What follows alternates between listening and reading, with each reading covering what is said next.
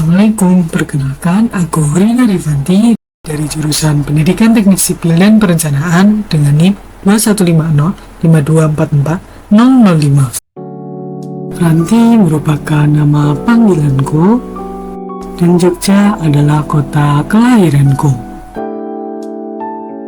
Yogyakarta merupakan salah satu kota yang menjadikan infrastruktur sebagai tulang punggung bagi pertumbuhan dan perkembangan ekonomi untuk meningkatkan kualitas hidup penduduknya. Diperlukan pembangunan infrastruktur yang menyediakan transportasi, pengairan, drainase, bangunan gedung, jembatan, dan fasilitas publik lainnya. Gunung Merapi menjadi hulu dari berbagai sungai yang menjadi sumber air bagi masyarakat dan destinasi wisata. Untuk menghubungkan dua wilayah yang terpisah oleh sungai tersebut, maka diperlukan jembatan. Jadi pada kesempatan kali ini, saya akan mengajak teman-teman untuk jalan-jalan dan melihat beberapa jembatan yang ada di Jogja, khususnya di Jogja bagian utara.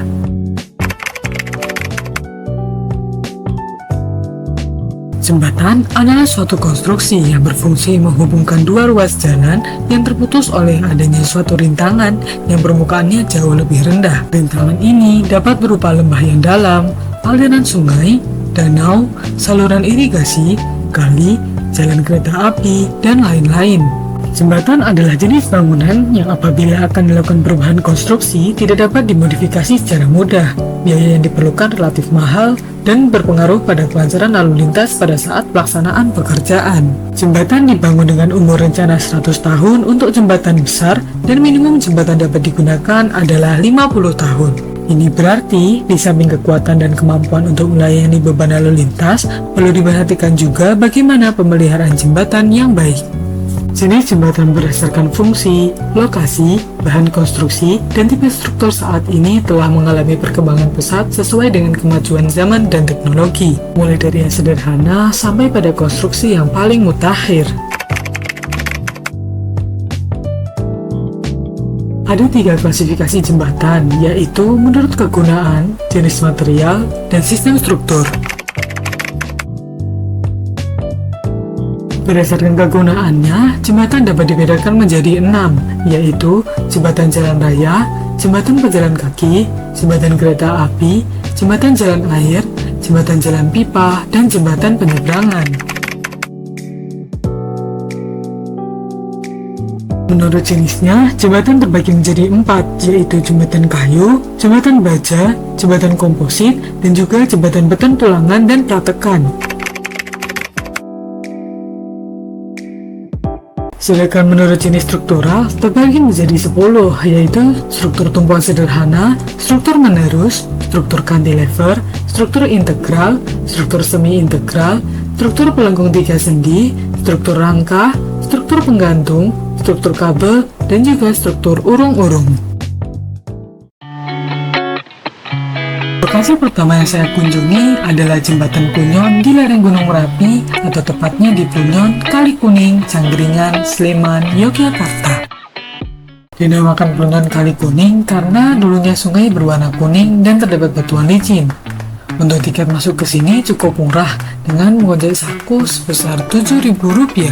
Saya dibuat takjub dengan pemandangan jembatan ikonik, aliran sungai Kali Kuning bertingkat mengalir dari Umur Wadon, serta jembatan gantung di antara pohonan pinus. Di sana juga terdapat 2 jembatan. Yang pertama ada jembatan utama dengan bentang 700 meter dan jembatan kedua dengan bentang yang lebih pendek dan juga lurus. Jembatan ini dibangun sekitar tahun 1980-an dan masih berdiri kokoh hingga saat ini. Tujuan utama pembuatan jembatan ini awalnya sebagai keperluan irigasi dan saat ini digunakan untuk jembatan pejalan kaki atau penyeberangan. Berdasarkan bahan konstruksinya, jembatan ini berbahan dasar material beton dengan arsitektur seperti jembatan pada zaman Romawi kuno dan zaman pertengahan. 3 struktur atau bentuk jembatan lengkung dan pilar-pilar batu digunakan pada jembatan ini. Kita lanjut ke lokasi kedua yang saya kunjungi adalah Jembatan Perak, atau lebih sering dikenal dengan nama Jembatan Gantung Kali Boyong.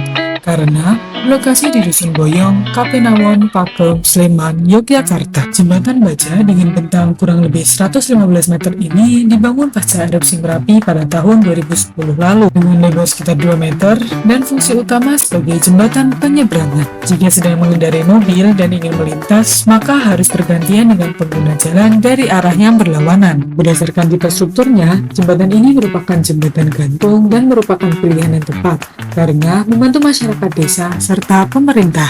Di lokasi tersebut terdapat beberapa objek wisata. Jadi, jika kedua lokasi tersebut digabungkan, maka akan memiliki nilai ekonomis. Jembatan ini termasuk dalam jembatan gantung kelas 2 dengan rincian 25 meter bentang kiri dan juga bentang kanan, serta 90 meter bentang tengah. Ketinggian jembatan dari muka air kurang lebih 7 meter. Nanti jembatan gantung menggunakan dek kayu 3x25.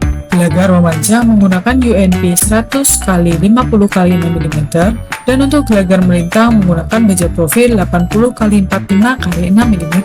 Untuk material kabel menggunakan diameter 40 mm sebagai kabel utama, sedangkan untuk kabel penggantung menggunakan string baja diameter 16 mm.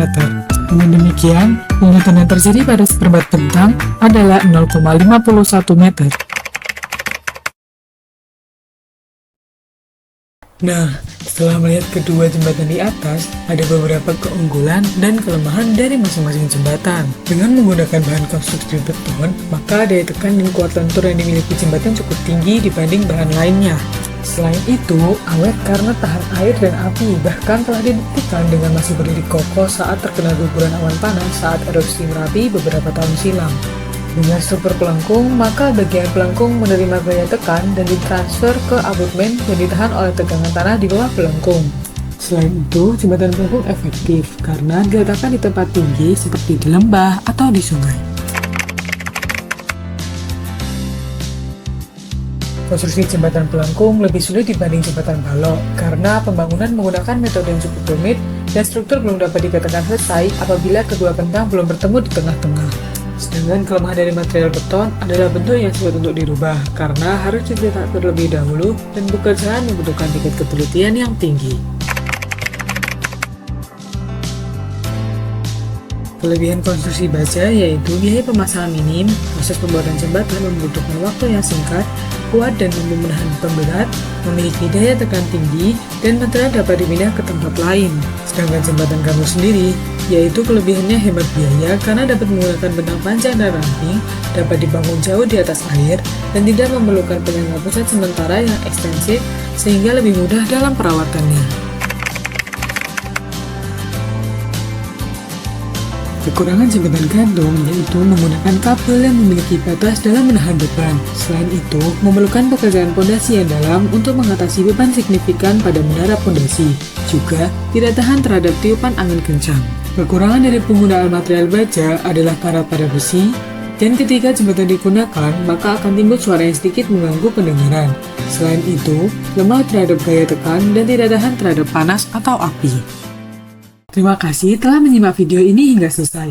Semoga informasi yang disampaikan dapat bermanfaat dan menambah wawasan penonton. Sampai jumpa lagi di waktu yang akan datang. Wassalamualaikum warahmatullahi wabarakatuh.